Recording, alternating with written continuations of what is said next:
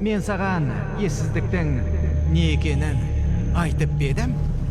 Ессіздік бұл бір әрекетті қайта бәрін қайталау, қандай да бір өзгеріске үміттену.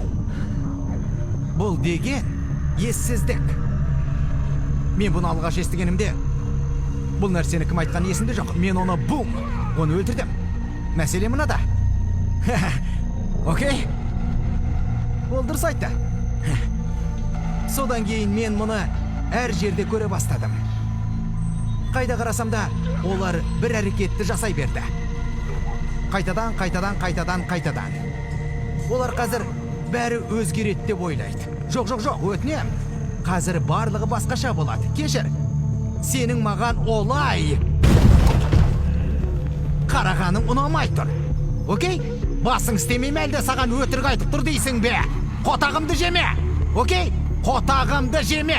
Бәрі дұрыс. Мен сабырға келем, бауырым. Сабырға келем. Мәселе мынада.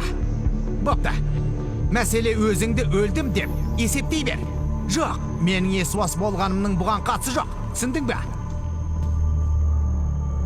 Көпір астындағы су сияқты.